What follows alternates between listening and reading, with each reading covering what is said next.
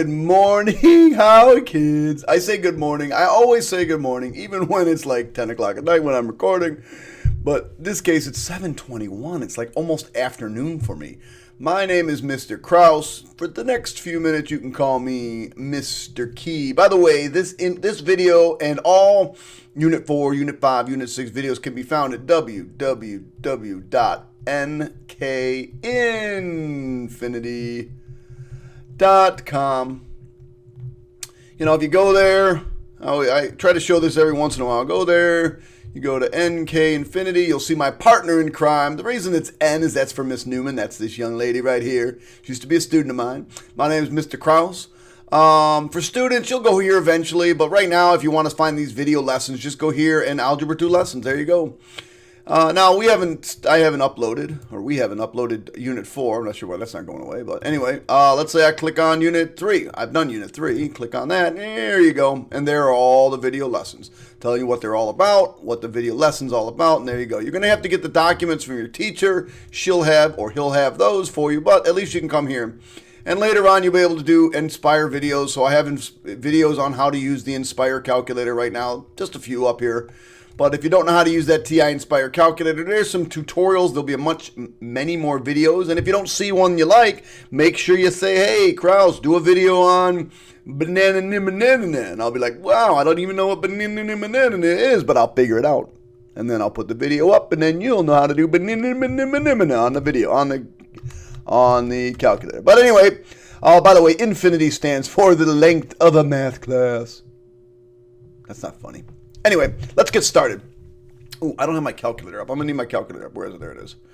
By the way, you could get this calculator, and I show you how online on your computer. It's got to be a computer, though. It can't be unfortunately, it can't be a Chromebook because it is software that needs to be installed. So today we're just going to be talking about what we're going to be modeling. By modeling, I mean trying to create an equation that could best describe the data points that we have. So you've done this in earth science where you've taken a list of data, you've drawn a line of best fit, and you try to figure out what that equation is. Well, we're going to stretch that a little bit, and we're going to try to look at a couple of different more complex models and see how you do. So I got to move my Algebra 2 Common Core August regions I did last night. Yes, it's August. All right, let's see what we got here. Oh, we're going to have to get this data into my calculator. So this is going to take me a couple seconds. So if you want, you can simply fast forward. Actually, you know what I'm going to do for you? So you don't have to fast forward. I'm just going to, why will you not do that? That's just annoying. Let's do that. And let's do that. All right. I'm going to pause it. And in 2 seconds, I'll be right back with this information in my calculator, if I can pause it. I guess I probably should show you how to use the first one. I think I got others. I might pause them on another one. But anyway, what you need to do is you need to go into, if you already know how to do this, then go forward, fast forward. But what you need to do is go to home, hit this button right here. It should say just 1.1. If it says 1.1 and 1.2, get rid of it. All right, so hit the home button and then go on spreadsheets. Right here on spreadsheets, we'll click on that. In column A, you should put the independent variable. And according to this document that we have here, the independent variable is speed, right? It makes a difference. So we're going to call our independent variable speed and our dependent variable fuel. For now, you could call it fuel economy if you want, whatever. All right, so I got to get these in 15, 20, 25, 30, 35, 40, 45, 50, 55, 60. Most common mistake made is not typing in the data right. And I think it goes to 85. You know, mistakes are always made not putting in the numbers correctly. That's why if you're taking a Regents exam or you're taking your exam in class, do this twice. Make sure you've taken the time to put these numbers in twice. Now, I did this problem earlier, and I kept getting the wrong numbers. I actually couldn't find my mistake. Every time I went through the list, I could not find my mistake for the life of me. So what I did was I just closed out of it. and I just redid it. And when I redid it, it was right. But I wanted to make sure it was right, so I redid it again. And the second time, actually the third time, I got my results that I was looking for. And so that's just, you know, do you want to be lazy or do you want to kind of get close to the right answer? Because the problem with close to the right answer, especially with Common Core and the new way they're teaching math nowadays, is, or we're teaching math, if you screw up one number, you just lost 25% on that problem. It's probably a 4-point question. You lost 25% on that problem. So now you're only going to get a 75% for doing this, 21.2. Oops. You mean, oh, that was supposed to be 21.1. Oh, just by messing that up, something's going to be slightly off. And we're rounding. Now, I do have something to fix, which will be fixed in your document. I just realized I forgot to fix it before I sent this, so that's sort of embarrassing, but we'll talk about it in a second. It'll probably be fixed before I get to it because I'm going to have to take a break in a second. Actually, I'll take a break now. I'm going to fix it, and you'll never even know what I'm talking about. Okay, so I've made the fix. I'll show you what it is in a second because I want everything to be transparent. You to be able to just read me like a book. Like, for example, I'm sitting here drinking my coffee. Are you? You shouldn't be. You're too young. But Saturday morning, Dunkin' Donuts coffee, baby. Woo! They're a sponsor, by the way. They've sponsored us with, well, just smiles because I enjoy their coffee. Anyway, which should be the independent variable and why?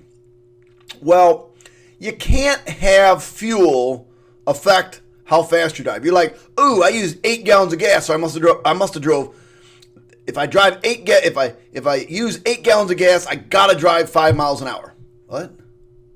If I use 10 gallons of gas, I gotta drive. What? So fuel economy can't drive speed. However, the speed you drive definitely affects your fuel economy. So speed is the independent variable. And what I write down here? And the reason being is because fuel economy, econ, that's an M. You'll know why I teach math after you've seen me spell a few things. Economy, it's even right here and I misspell it, is clearly dependent on the speed you drive. Let me tell you a little story. Oops. So I was in Germany. I was in the military. I was in the Army. Speed you drive. I was in the Army. A little fun story. So you can tell me, next time you see me, you can say, oh, you were in the Army. Not because I'm bald. That's old age. I actually had hair when I was in the Army. But because you're going to hear this story. So I was in the Army, and I met my wife, my future wife, while I was there. And married 26 years now. See, another fact you got to know about me. Stay with the story. It's kind of a cool story. So we were driving on Germany. In Germany, they have lots of streets and roads, but they do have certain roads called Autobahns. They're kind of like our highways, right? So every time you hear like, oh, I drove on the Autobahn, there's not the Autobahn. There's the Autobahns. There are Autobahns all over the place, just like we have highways all over the place. So when you drive on the Autobahns, many of the Autobahns in Germany do have speed limits, but for the most part, they don't. So we were driving from Stuttgart, it's Gippingen, which is southern Germany, and we're driving up to Frankfurt, which is probably like a 4-hour drive on the Autobahns. And on the way there, we put in, now at the time, this is in 1988, the gas price in Germany was about $5 a gallon. Yeah, it was expensive. No, wait, actually I think it was $4 a gallon. In Italy, when we went to Italy, it was $6 a gallon. I think it was about $4 a gallon. So we drove from Stuttgart there. It was about 4 hours. And by the time we got there, we had used the entire gallon. I mean, like I was on fumes, but we were flying. Now, I say we were flying. In Germany, if you're going too slow, you get the person behind you beeping their highlights at you, and their bright beams, and they're beeping them like a mile behind you, telling you to get, not waiting till they're on your butt. The mile behind you, and then all of a sudden you'll be driving 100, 120, 130 miles an hour. Yeah, it's a little scary. Actually, don't do that. It's crazy. And all of a sudden, these Mercedes and motorcycles just pass you like you are standing still. Kind of crazy. We hydroplaned a little bit one time, just hit a tiny puddle, scared the crap out of me. So when my wife drove home, she drives much more sane than I did at the time. I was young and dumb. Now I'm just old and dumb. She only used like 3/4 of a tank, or not even 3/4 of a tank on the way home. So fuel economy is absolutely dependent on how fast you drive. So having said that, we've got this data in here. I can't tell. Well, I'm going to stop. Hold on. I'll be right back. So, by the way, if you didn't enjoy my story, you should have. It was a good story. Okay, let's get back to math. You're probably like, let's go. I want to get through this. Anyway, so I can't really tell. Based on this data, I really can't tell what's going on. It looks like as the fuel economy goes up, as my speed goes up, my miles per gallon, my fuel economy goes up to a certain point. So somewhere around here, it looks like it might peak. And then all of a sudden it comes back down. I'm driving 85 miles an hour. Now it's knocked down to 20 miles per gallon. So why at 15 am I getting 20 miles per gallon? And at 85 am I getting 20 miles per gallon? I don't know. I have no idea. But so it looks like it's going up, and then coming back down. So it could be parabolic in shape. I don't know. But we can use the calculator. And one of the things you're going to have to learn to do this year is to use the calculator to get a quick sketch of what this data looks like. Now, by the way, it doesn't look like this. These are just screenshots we gathered to show you how to do this. So let me go back to my data on my calculator, and we're going to see how we can use the TI Inspire to look to show us what this graph looks like. So what I'm going to do is I'm going to click in here on the top. It's a new place, and we're going to insert. We're going to insert a data and statistics. So we're going to insert a tab, basically. See how we went to a new tab? Now it's using the data over here, and it's affected over here. So we said the independent variable was speed. So on the bottom, we're going to click on this. See how it says click to add variable? We're going to click on that, click on it, and choose speed. And lo and behold, yeah, we had a 15, 20, 25, 30, 35, 40, 40. Now, by the way, if I come over here and change one of these and make that 10, hopefully, if it's the way I think it's supposed to work, you'll notice it switched for me. So that's kind of cool. If you make a mistake, you can just come back and fix it. You don't have to redo the whole thing. If I come back and, oh yeah, it's 15, there it is. But that's not what it looks like. That's just us putting the independent variable. We got to come over here and click to add a dependent variable. And our dependent variable was fuel.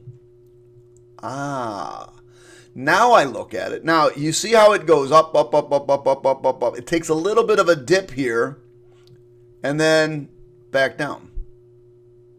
So it's got a peak at looks like 35 miles per gallon, and we're going to talk about that in a minute. And it's got a peak here, it looks like 55 miles per gallon.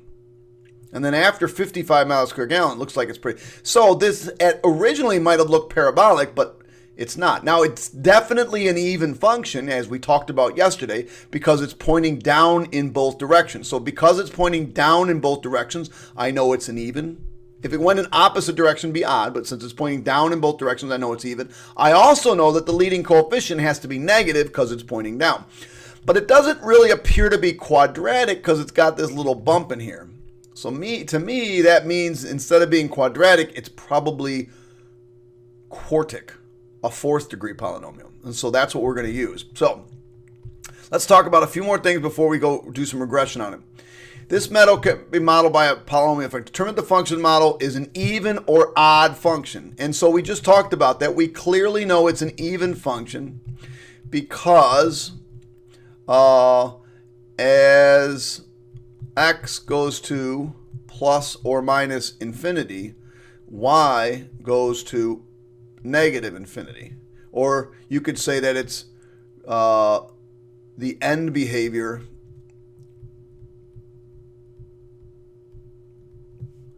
to the left and right is the same. And we talked about that yesterday. If the end behavior as it goes off to either direction is if it goes both up or both down, you probably can't see my hands, both up or both down, then it's an even function. Is the leading coefficient of the polynomial used positive or negative? And we just talked about that. It's clearly negative since the function is pointing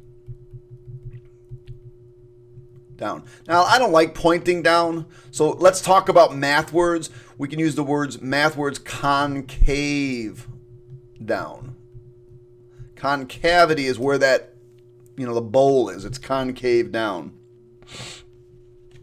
And there's two possible reasons the data might have that shape. Well, I don't know why I said two. Just list a possibility. If you could list I should have changed that too. If you can list a possibility, and I think the clearest model is this. Do you ever drive around and notice that lots of streets have 35 miles per hour, and then all the states went to 55 miles an hour? Well, that happened during the energy crisis, when we used to be able to drive faster, but during the energy crisis, they changed the speed from, I don't remember what it was, to 55 miles an hour. And then what happens was the car companies tuned their cars to 35 miles an hour and 45 miles. So it appears that cars are most fuel efficient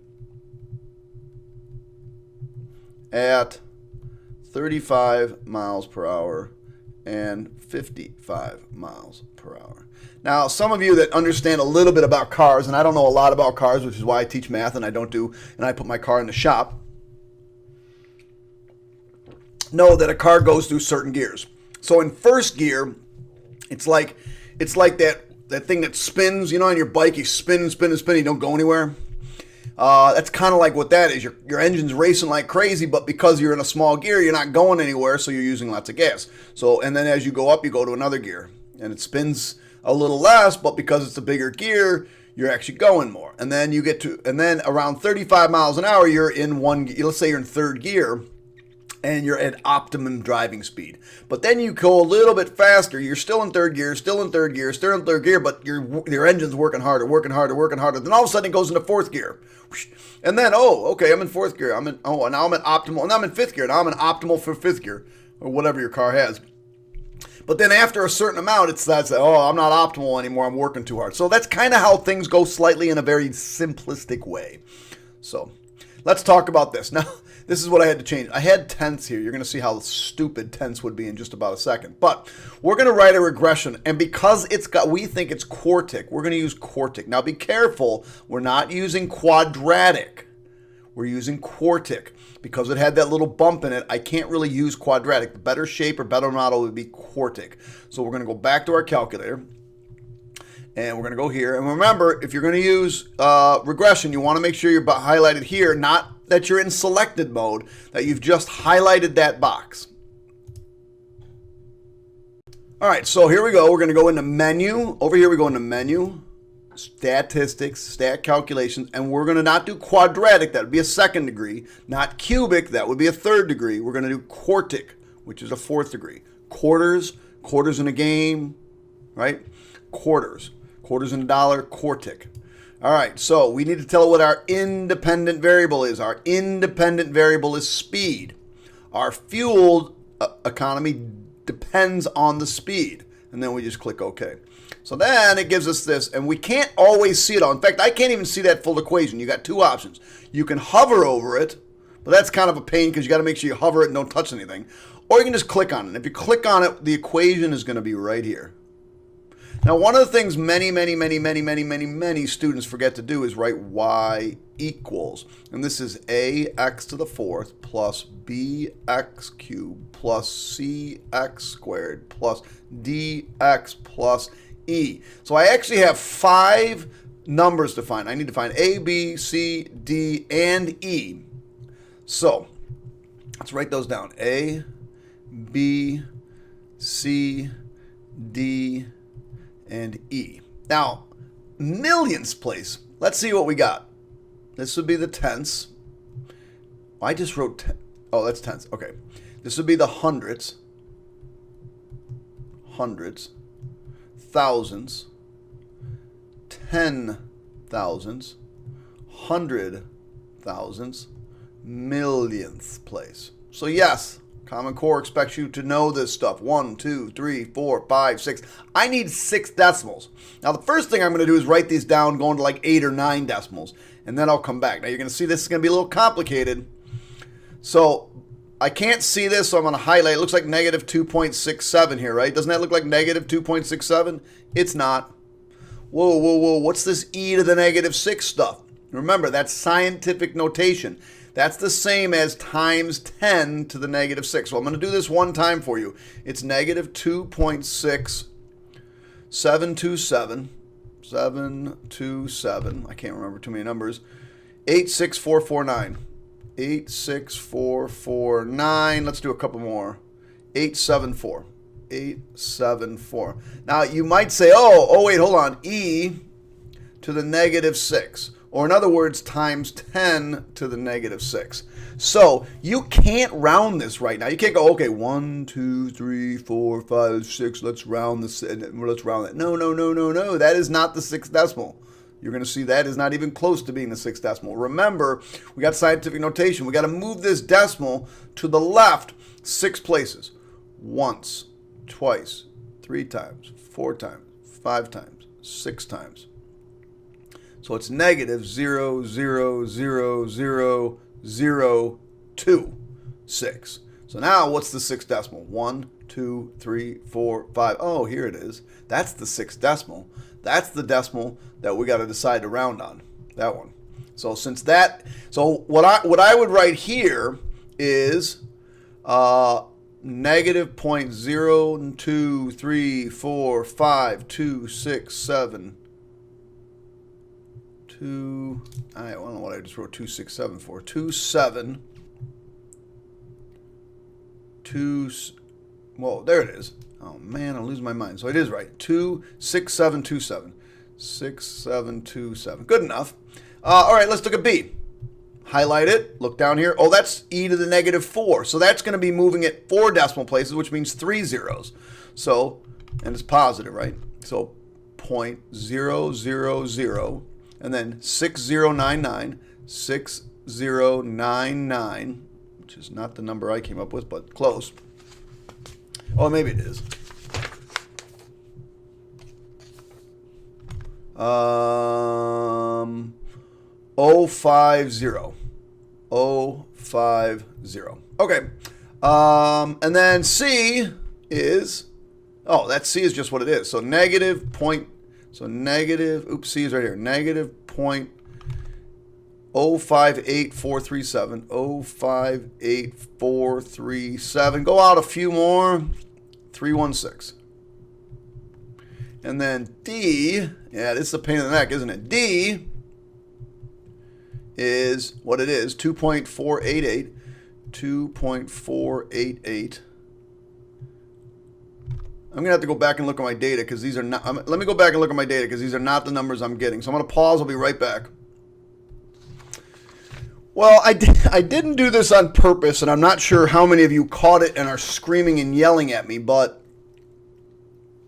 it's right here. Do you see this number right here? 33.8. If you look at 35, it should be 33.6. Now, let's see what happens over here.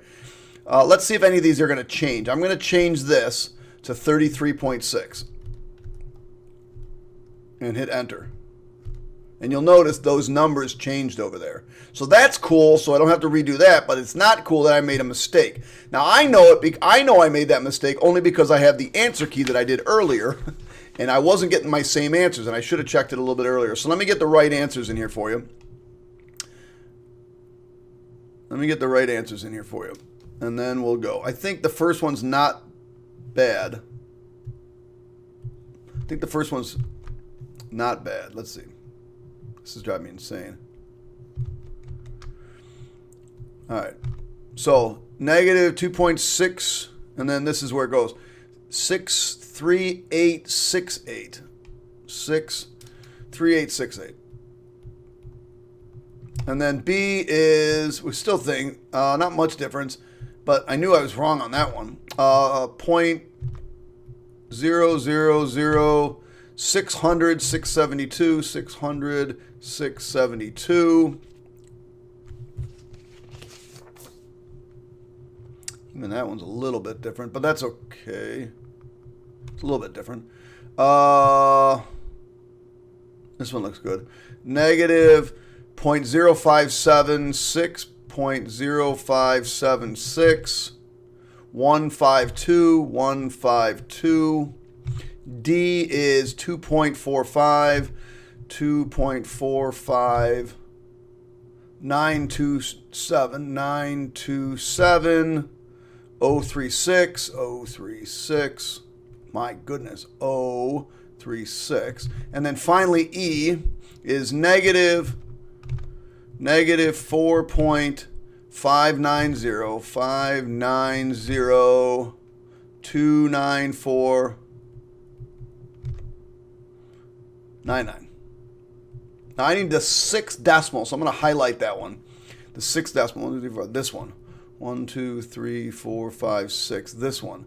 1, 2, 3, 4, 5, 6. Ooh, I didn't go out very far on that one. 1, 2, 3, 4, 5, 6. This one. 1, 2, 3, 4, 5, 6. This one. All right, so now I can write my equation finally. So it's going to be, I should write this in purple.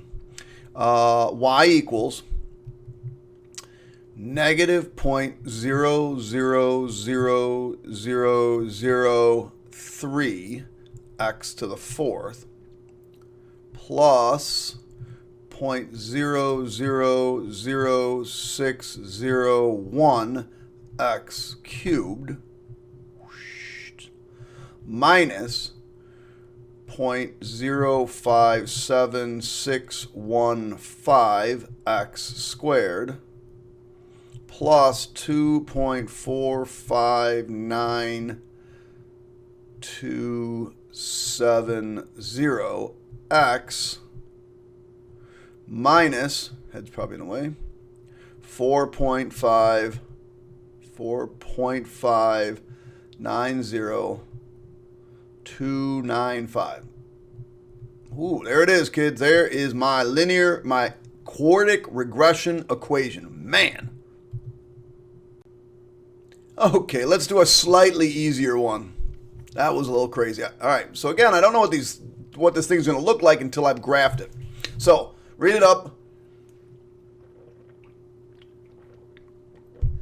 In dollars per billion British thermal units.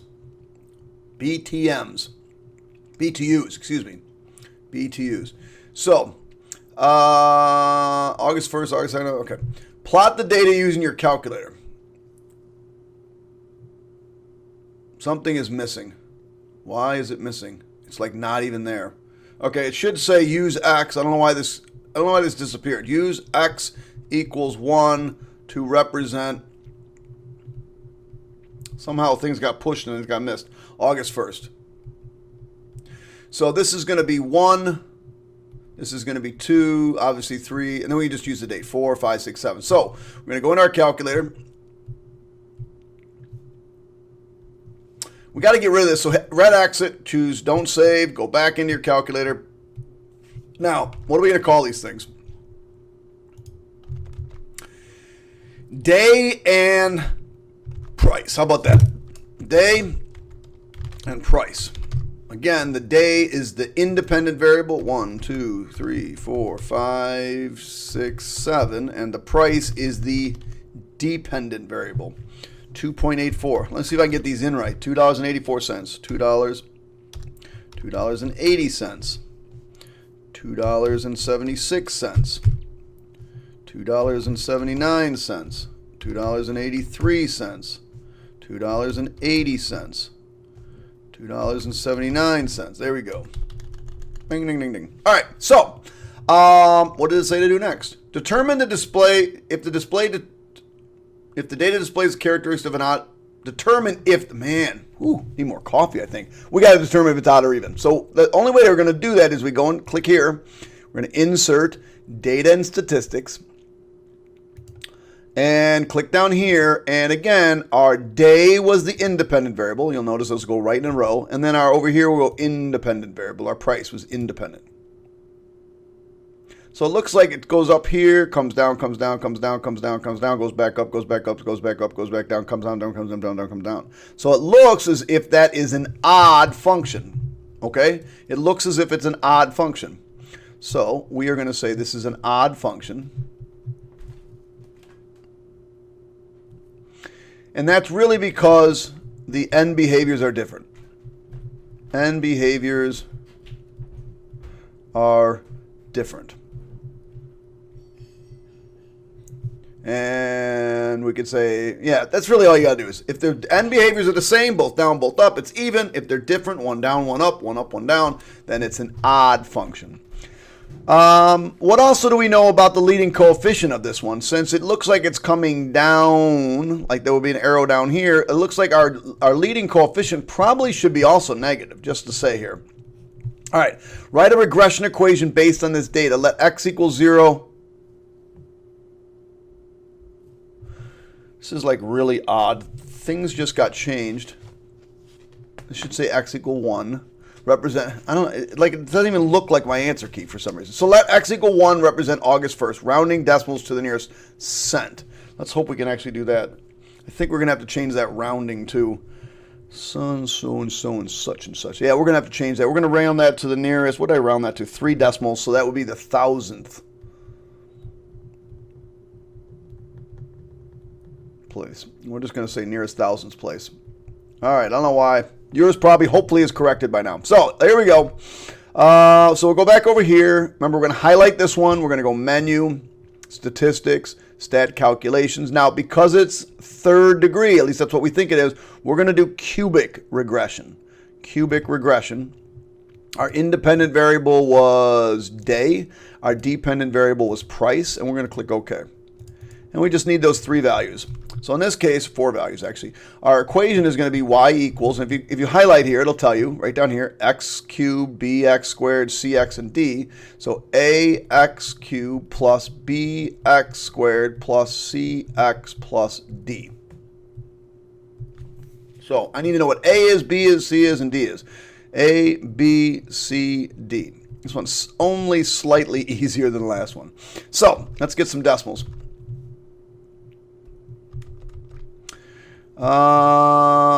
Negative 0.003 repeating.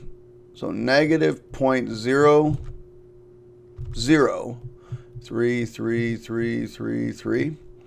And the next one is 0.04, 0.042, 0.042, 6190, 6190. And then negative 0.160, negative 0.160476. And our final one is 2.964, 2.964,285. All right, so this will be pretty easy to write. We're going to write y equals, oh wait, I got to round. So round to the, I said thousands, 3 decimals. Those are the decimals I'm going to round to. Y equals negative 0.003x cubed plus 0.043x squared minus 0.160x plus 2.964. There it is. So Amazon is launching a new drone delivery service for delivery within 12 hours. Ooh, that'd be weird. Imagine ordering something and 12 hours later it just arrives at your door. That'd be awesome. And it would be awesome to watch a drone do it. They're trying to decide how many customers would be or will be interested and set a fixed drone shipping price. They surveyed the level of interest on their Amazon Prime customers and made a scatter plot of the number of interested customers versus profit. And and I got that graph right there. So you don't have to graph this one. But clearly, hopefully, well, let's see. Interpret the y-intercept. So the y-intercept is down here. Let me pick a different color. The y-intercept is down here. What would the y-intercept represent if, remember, this is the number of customers, and this is my profit. So if I have 0 customers and negative $2,000 in profit, what in the world does this represent? Well, clearly the y-intercept of negative $2,000 represents the start up cost. Well, now, is this in price per million? Because nothing Amazon does would ever cost $2,000. So it's probably $2,000 in cost per million. Because, it's probably the price of the drones and the price of the computer system, the price of the whatever, the batteries. I don't know. So it's the startup cost. Basically, it's just going to be the startup cost. If we model this data with a function, what point on the graph of the function represents the number of customers they need to be interested in order to break even? Well, we need the first x-intercept, which is somewhere, looks like somewhere around 125. But I don't know it exactly. So we need the first x-intercept in order to break even.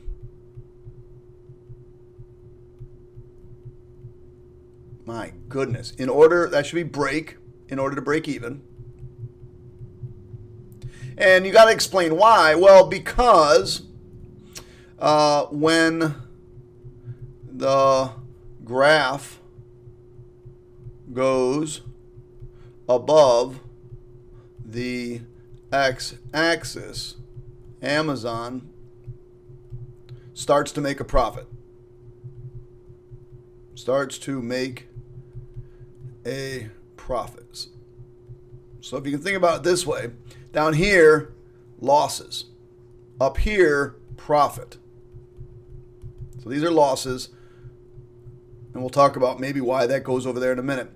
What is the smallest number of customers they still need to know in order to make a profit? Well, if I had to be a guessing person, just based on the graph right there, I would say number of customers probably should be greater than 125, approximately. How many customers need to be interested in order to maximize the profit? Well, based on this right here, it looks like we're maximizing right here. So that would be, it looks like at about 350. So about 350 customers maximizes profit. Maximizes profit. What is the maximum profit? Again, profit's on the left here. Let me get rid of all this. Profit's on the left here. It looks like our profit is somewhere around, well, it's not quite 3,000. So what do we say? $2,750? So just realized I put the 7 in the right terms. Approximately $2,750. I'm going to make sure I make some corrections. And let's see. What factors would affect the profit? What factors would affect the profit? Well,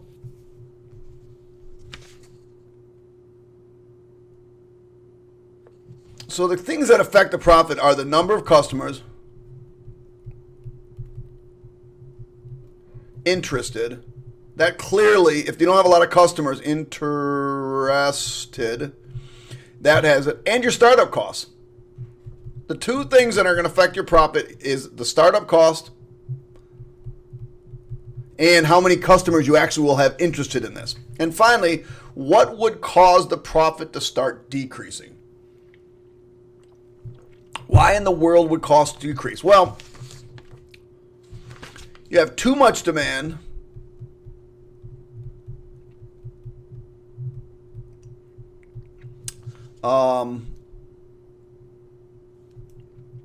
to keep up with customers'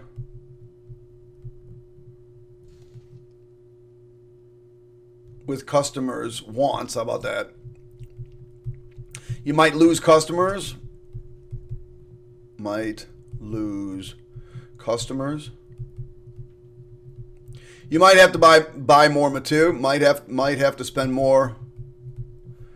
Have to spend more money.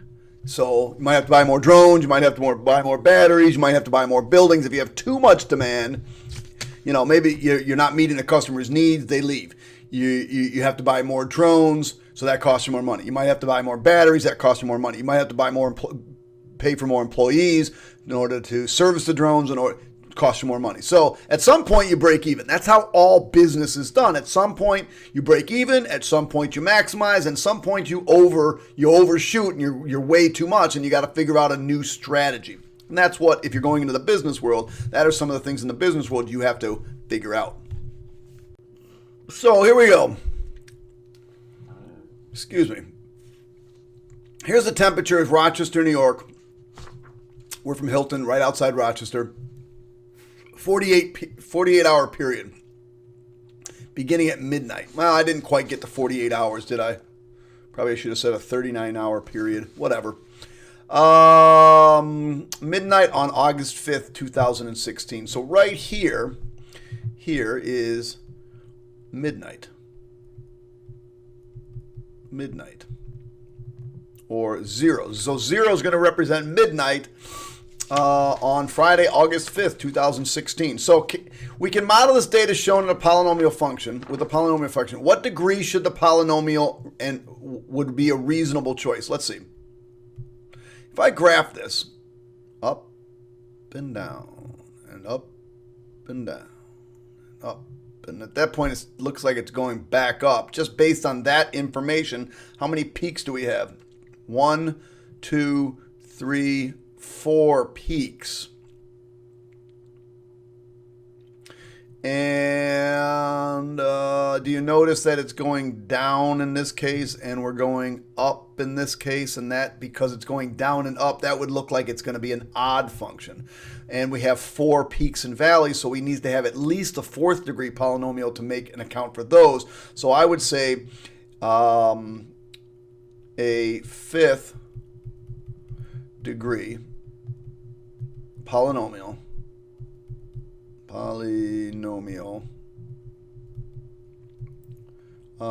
because we have different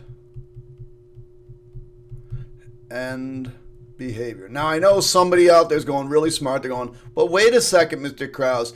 I know that the temperature is not going to just keep rising and rising and rising because we'll all die. It's got to come back down. Yeah, but based on the data that's currently in front of you, not based on what you think is going to happen next, based on what you have currently in front of you and the end behavior being differently, this would have to be a 5th degree polynomial. So let t equals 0 represent the temperature in degrees Fahrenheit at as the function of time. So we'll let 0 represent midnight. And interpret the graph at t of 5. Interpret the meaning of the graph at t at 5. So I got to go t at 5. That is so weird because my work here says t of 6. We're going to do t of 6, not t of 5. So your work should say t of 6. There's a reason. So I'm going to go look at t of 6, because 5s would be really difficult to do. I don't know why I picked 5. So t of 6 is right here. So t of 6 is the temperature in Rochester at 6 a.m. Now you have to understand that it's 6 a.m. in the morning. Or you could have said on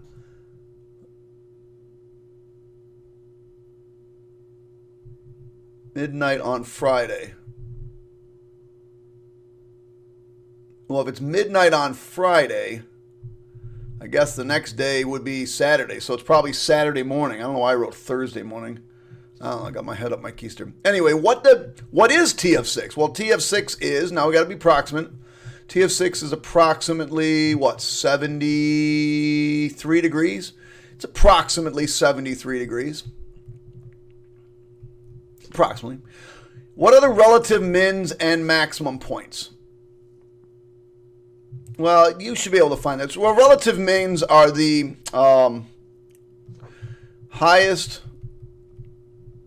or lowest points over a certain, or how about a specified domain? Specified domain. So let's go through, and we'll put those relative mins and relative maxes in there. Relative mins and relative maxes. Here we go. We got a relative min, relative max, relative min. So we've got two relative mins and a relative max. So interpret their meanings. Well, my first one is I have a relative min at, oh, and I also have a relative min here, don't I? Oh, I missed a relative max. Sorry. Got a relative max here. Are we just talking about relative max or mins? For some reason, I only have maxes written down. Oh, we only want maximums. So in this case, I was wondering why my answer key only said maximum. So we really only want relative maximum. So if I go back over here, sorry about that, I've got 2 relative maximums and interpret their meanings. So T of 3, which was approximately 77 degrees,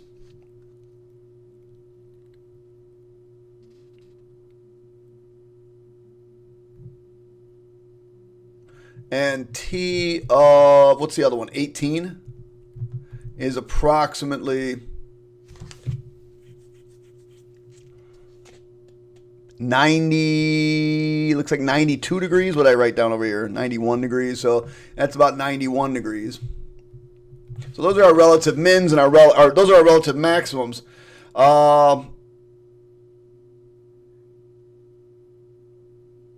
So basically, it says interpret their meanings. They're the highest recorded temperatures over a certain, how about this, specified domain. So if I just looked and I said, hey, what happened in the morning? What was the highest temperature in the morning? You know, let me get rid of all this. What's the highest temperature in the morning? Well, the morning is, you know, from like midnight to, let's say, 9 a.m. Oh, my highest recorded temperature was around 3 o'clock in the morning. At about 3 o'clock in the morning, we had a relative max. Now, what was the highest temperature during the day? Well, during the day, let's see. That's 9 a.m. That's noon the next day. Oh, wait. Oh, it said midnight. This is noon the next day. This is noon. If that's noon, then 6 hours later would be 6 p.m. And then whatever. So during that next day, what would be the highest temperature during that next day? Well, the highest temperature during that day was 91 degrees. Something like that.